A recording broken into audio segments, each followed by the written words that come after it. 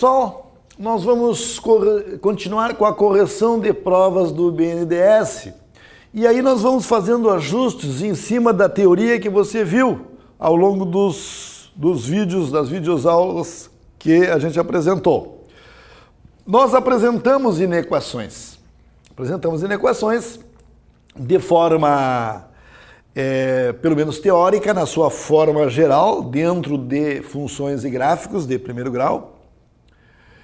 E também quando na função do segundo grau fazíamos a análise do sinal da função, aquilo ali também era uma forma de inequação, ou seja, nós interpretamos os intervalos em que a função é positiva, negativa e assim por diante.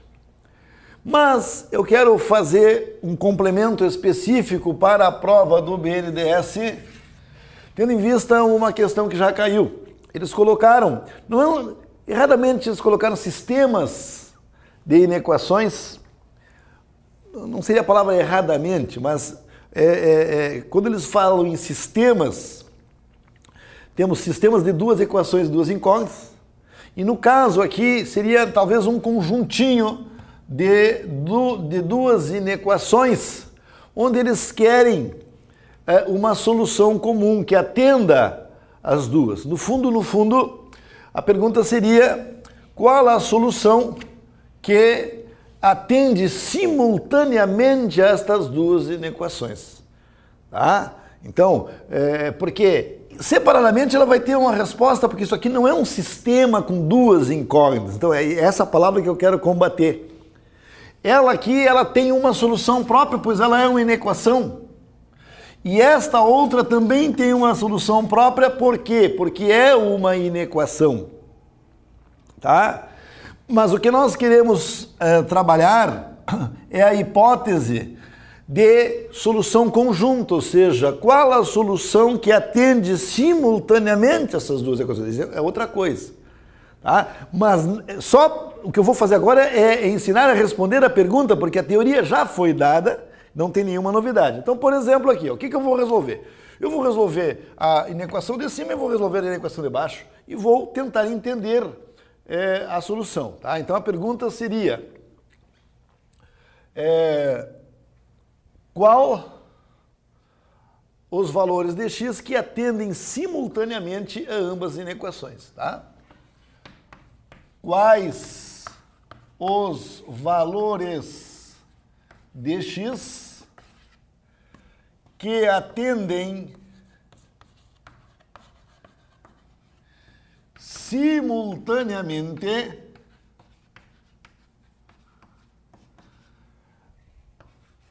as duas inequações apresentadas?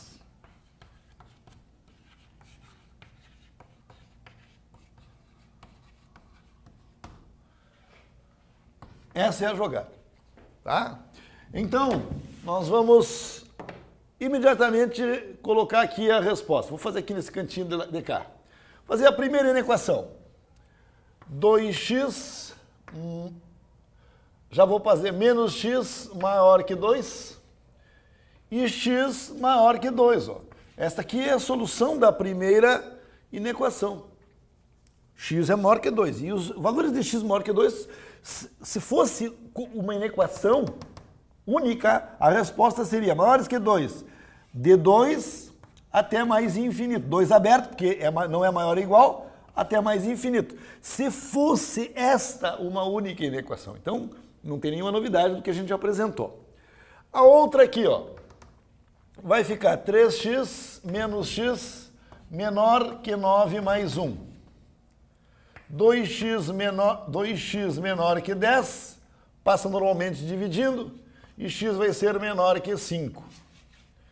Bom, x menor que 5, se fosse essa inequação, viria de menos infinito até 5, só que o 5 é aberto porque não é menor ou igual a 5. Se fosse menor ou igual a 5, aqui seria um intervalo fechado. Só que vejam, tem valores sim que atendem. Então, os valores de x que atendem simultaneamente as duas equações, vejam, tem que ser maior que 2 e menor que 5. Tá? Então, os valores que atendem as duas equações, vamos colocar que aqui é o 0, aqui é o 2, aqui é o 5, tá? Então tá aqui, ó, seria aberto aqui, então seria esses valores, ó, maiores, x vai ser maior que 2, porém menor que 5. Esses seriam os valores. Só que isso é um intervalo. Então aí nesse intervalo tem infinitos números reais. Reais tem infinitos. Agora, eles podem fazer uma pergunta assim, ó, quantos números naturais existem nesta resposta? Bom, aí que entra só vai ser o 3 e o 4, ó. Porque o 2 e o 5 não entram. Então tem que ter cuidado com a pergunta. Não é que é difícil. Temos que saber responder a pergunta.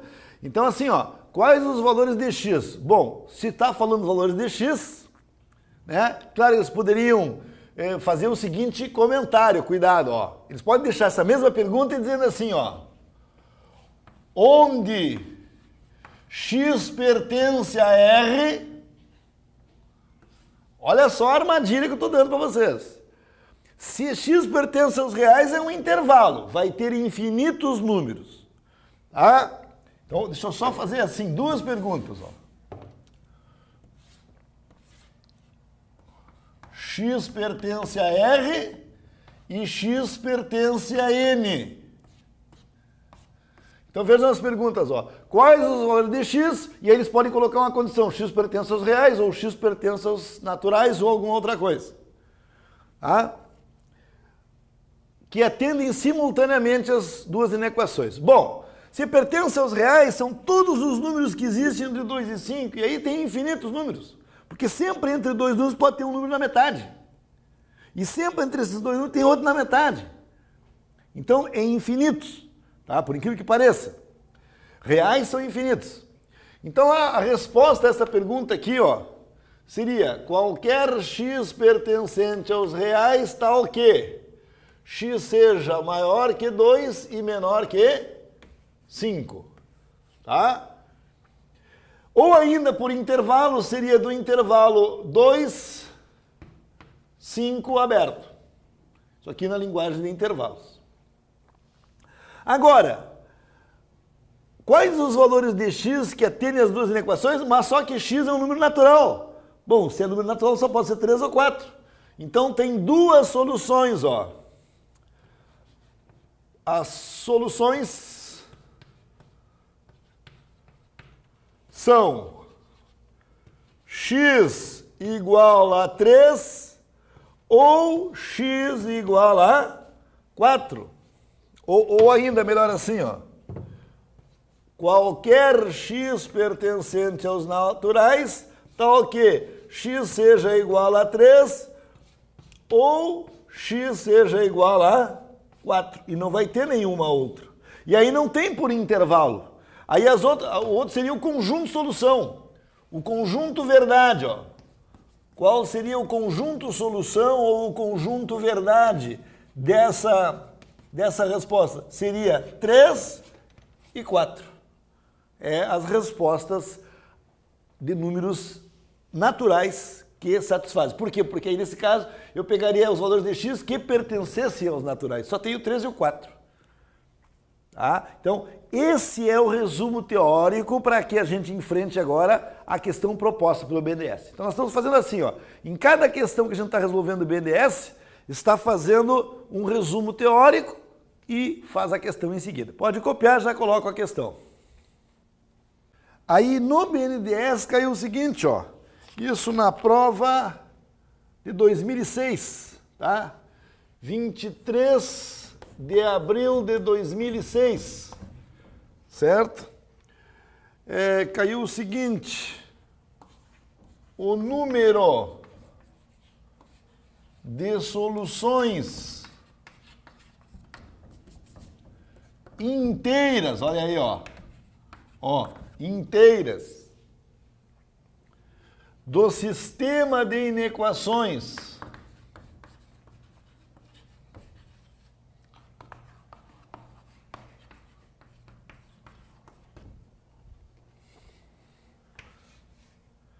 x menor que 4x mais 3 e 2x maior que x mais 1 é... E aí na letra A, 0, na letra B, 1, na letra C, 2, na letra D, 3 e na letra E, infinito. Vamos resolver o sistema. Na verdade não é um sistema, como já falei, são duas inequações independentes. Tá? Então nós vamos ter o seguinte... Fazer primeiro a da esquerda que fica mais fácil, a de baixo. Vai ficar, enfim, 2x menos x maior que 1, x maior que 1. Tá? Esta é a de baixo. Agora eu vou ver a de cima. X menor que 4x mais 3. Só tem uma incógnita, então é só isolar como é uma inequação comum. Então fica x menos 4x menor que 3, menos 3x menor que 3. Aí, como eu quero saber o x, eu vou multiplicar por menos 1 dos dois lados. Aí nós demos a aula de que quando nós multiplicamos a equação por menos 1, além de trocar o sinal, inverte a desigualdade. E x vai ser maior que 3 dividido por 3, e x vai ser maior que 1. Ah, mas deu a mesma coisa. Bom, então, na verdade, a resposta não é excludente, porque no exemplo que eu dei há pouco, se fosse pegar uma inequação só, era todos os valores maiores que 2. A outra era todos os valores menores que 5. E nós pegamos o que convinha das duas. Né? Só para vocês lembrarem a situação passada. Ó. Nós tínhamos duas inequações, prestem bem atenção. Uma, vamos fazer a reta numérica aqui. Ó. Aqui está o 2. E aqui está o 5. Aqui está o 2. E aqui está o 5. Uma delas dizia assim, todos os valores maiores que 2. E a outra dizia, todos os menores que 5. E aí o que aconteceu? Nós tivemos que ficar com o trecho que era comum às duas, ó, que era entre 2 e 5. Porque menores que 2, numa delas servia, mas na outra não. Então tinha que atender as duas ao mesmo tempo. Tá? Então nós pegamos aquele trecho que atendia as duas, que era entre 2 e 5. Porque uma era de 2 até infinito. A outra era de menos infinito até 5. Mas é que atendia as duas simultaneamente, era esse trecho aqui. Tá? Agora a mesma coisa. Só que vejam só, se não há problema de divergência, as duas estão dizendo a mesma coisa, ó, que é para números, valores de x maiores que 1. Então é aberto em 1 e vai até mais infinito. Então o intervalo vai de 1 até mais infinito, mas nós perguntamos, quantos números inteiros tem a partir de 1 até mais infinito? Justamente infinitos. Por isso que a resposta foi letra E. Mas poderia, essa pergunta seria a pegadinha da passada. Se tivesse perguntado quantos números inteiros tinha naquele exemplo anterior, é o 3 e o 4. Aí você revisa a aula, volta e assiste novamente. Tá? É o 3 e o 4. Tá? Então, muito importante esse detalhe aí, tá, pessoal? E a gente está batendo nesse tempo, porque já que caiu, parece que eles escolhem os temas que menos caem sempre em concurso para fazer essa prova. Né? Mas agora a gente está tocando e mostrando.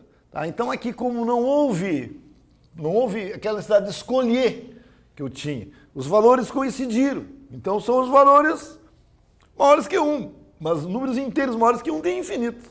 Por isso que a resposta é a letra E. Pode copiar.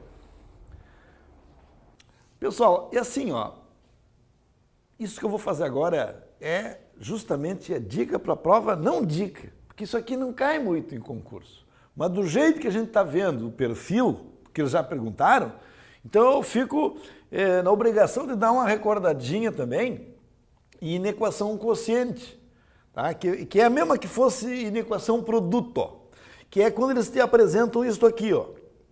Tá? Então eles querem saber quando é que este conjunto aqui é maior ou igual a zero. Para que valores de x este conjunto é positivo ou nulo? A tradução dessa pergunta é o seguinte: este quociente aqui é positivo ou nulo para que valores? E nós analisamos separadamente as duas equações. Tá? Então nós vamos ver quando que a parte de cima é positiva. Vejam só, x menos 3 vai ser maior ou igual a zero quando x for maior ou igual a 3. E aí, o que a gente faz? Coloca aqui na reta 0. Vamos colocar que aqui é o 3. Tá? Então, do 3, inclusive, tá? Para cá, tudo aqui, a função vai ser positiva. Quer dizer, aqui anula a função, né? Anula. E é claro, eu vou tentar fazer noutra corzinha, não sei se vou conseguir fazer uma cor negativa aqui. E daqui para cá, ó, a função é negativa. E aqui ela é zero. Bem aqui ela é zero. Tá? Bom. E a outra função? A outra inequação seria x mais... Eu quero ver quando é que x mais 2 é maior ou igual a zero. Quando x for maior ou igual que menos 2. Então nós fazemos uma nova linha aqui. Aqui está o zero e aqui está o menos 2. Então, ele tem que ser maior que menos 2. Só que, claro, no menos 2 ele se anula. Tá? Mas daqui para cá, a função vai ser positiva.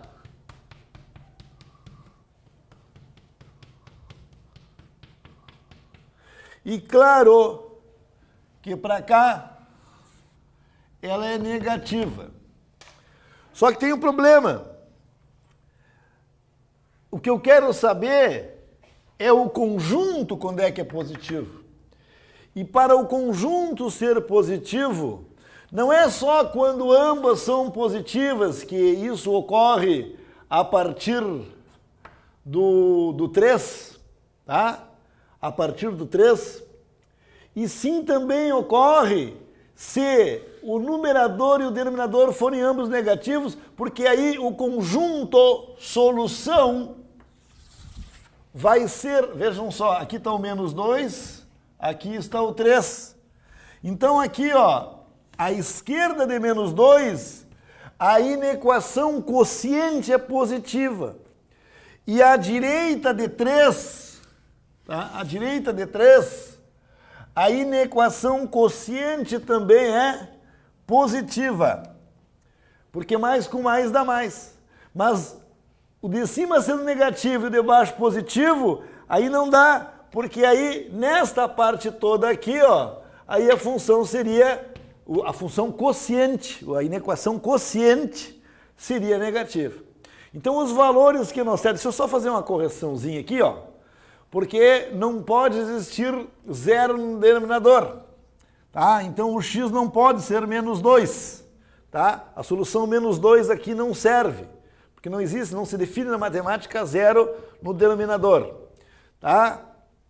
Então eu não posso, cuidado com isso, eu não posso incluir o valor menos 2, tá? Porque o menos 2 não dá nada. Se eu substituir isso aqui por zero, não se define. Tá? Então, o quociente ele vai ser positivo em valores menores que menos 2. Eu não posso colocar menos 2, senão aí dá zebra na inequação ali. Tá? Mas menores que menos 2 certamente vai dar positivo. E para valores iguais ou maiores que 3. Por quê? Porque ele igual a 3 atende à condição de que a inequação quociente pode ser igual a zero. Se eu substituir por 3, o x por 3, ó, 3 menos 3 dá 0, 0 dividido por qualquer coisa vai dar 0. Então, atende esta inequação quociente aqui. Portanto, a resposta nesse caso seria os valores menores que 2. Tá? Então, seria qualquer x pertencente aos reais, tal que x fosse menor que 2, ele não pode ser igual a 2, porque senão vai ter zero no denominador. Ou então, x seja maior ou igual a 3. E aí, ser igual a 3 torna a inequação zero, mas atende a condição. Ah, então, essa seria a resposta. Ou então seria, por intervalo, de menos infinito até 2 aberto, união com 3 fechado até mais infinito. Essa seria a resposta dessa inequação, que eu deixo já agora como dica. Então, fiz uma teoria, uma correção de prova e uma possível questão. Tá? Então, fica apenas a dica na parte de inequações dentro do nosso encontro de correção de provas do BNDES. Pessoal, nós vamos corrigir uma questãozinha do BNDES que na verdade é de equivalência de capitais. Equivalência de capitais de juros compostos no material que você tem para download no site, referente às aulas de matemática financeira da Caixa Federal. Essa aula é aquela que você encontra na página 47, tá? Então isso aí foi trabalhado nos vídeos que você também tem disponível, tá? Você comprou o BNDES, tá? Então na página 47 e 48 nós temos equivalência de capitais a juros compostos, tá? Pelo método que se usa na prática. Então eu sugiro que os amigos revisem essa aula, se é que precisam, se não conseguem entender a explicação que eu vou fazer agora, tá? Mas eu não vou repetir o que foi dado, né? Pelo fato de que está aí gravado, pessoal. Então, a gente teve assim, alguns impasses de que o pessoal quer que eu grave de novo. Eu vou dizer a mesma coisa, porque o capítulo de equivalência de capitais de juros compostos, pelo menos por agora, do versão 2010 e 2011, eu estou trabalhando com esse material. Então, se ele foi filmado anteriormente ou não, isso aí é irrelevante. Então, vocês podem procurar na página 47 e 48 do livro da Caixa Federal, tá? 2010, e ali está a parte de equivalência de capitais de juros compostos. Depois que vocês viram esse assunto, e eu espero que consigam fazer isso, então aí eu vou corrigir esta questão que apresento agora e que diz o seguinte: é do BNDES na prova também de 2006, tá? 23 de abril de 2006. Então, um artigo cujo preço à vista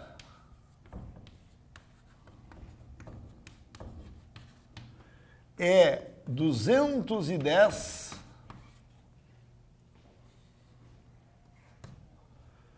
pode ser comprado a prazo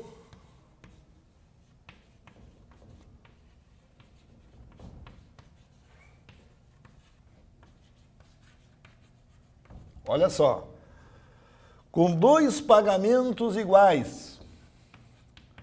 Aí anote isso aí que eu estou escrevendo. Anota, não vai ficar...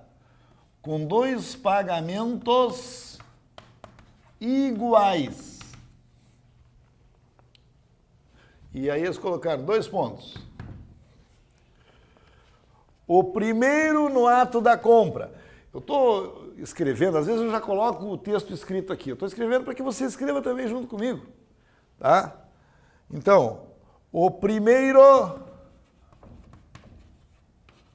no ato da compra... São pagamentos iguais. E o segundo, um mês após.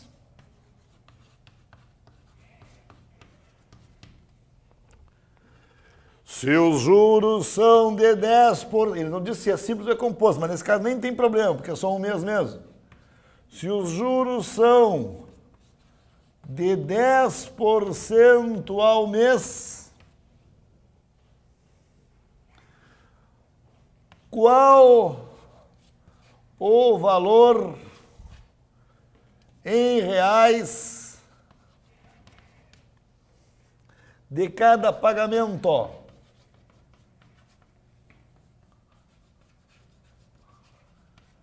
E as alternativas que eles nos oferecem são as seguintes. Letra A, 110. Letra B, 115,50. Letra C, 121. Letra D, 126. E letra E, 130. Tente fazer, eu já corrijo.